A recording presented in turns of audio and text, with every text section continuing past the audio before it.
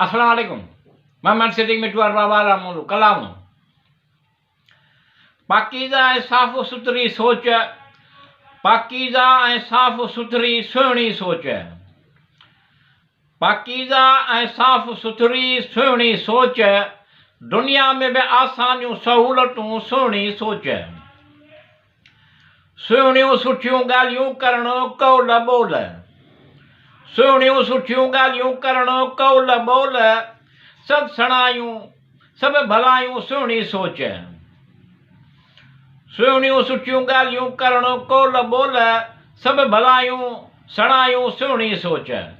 पाकीज़ा ऐं साफ़ सुथरी सुहिणी सोच, दुनिया में बि आसानियूं सहूलतूं सुहिणी सोच, प्यार मोहबत सां दिलि जे गहराइनि सां सभिनी लाइ, प्यार मोहबत सां दिलि जे गहराइनि सां सभिनी लाइ, सुकून थियणु दुआऊं घुरणु दुआऊं करणु सुहिणी सोच, पाकीज़ा ऐं साफ़ सुथरी सुहिणी सोच, दुनिया में बि आसानियूं सहूलतूं सुहिणी सोच, नेकी भलाई चङाईअ जा कम करणु ख़ुलूस अख़लाक़, नेकी भलाई चङाईअ जा कम करणु ख़ुलूस अख़लाक़, एहसास ऐं महसूस करणु सुहिणी सोच, पाकीज़ा ऐं साफ़ सुथरी सुहिणी सोच, दुनिया में बि आसानियूं सहूलतूं सुहिणी सोच, दुआऊं नसीब खां वधीक तोते भरवसो कयो, दुआऊं नसीब खां वधीक तोते भरवसो कयो, ख़ुशहाली ख़ुशहाल थियण लाइ ख़ुशहाल सुहिणी सोच, पाकीज़ा ऐं साफ़ सुथरी सुहिणी सोच, दुनिया में बि आसानियूं सहूलतूं सुहिणी सोच, सुकून मिले थो दुआनि सां अजायो मटिजी वञे थो,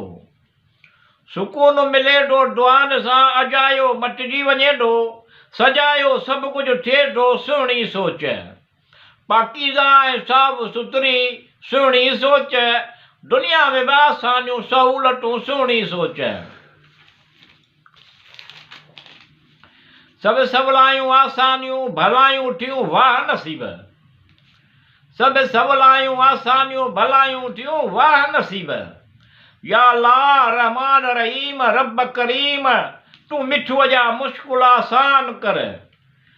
तूं सभु ॼाणींदो अञा वधीक घणियूं,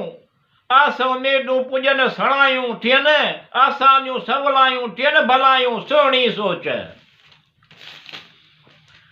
पाकीज़ा ऐं साफ़ सुथरी सुहिणी सोच, दुनिया में बि आसानियूं सहूलतूं सुहिणी सोच।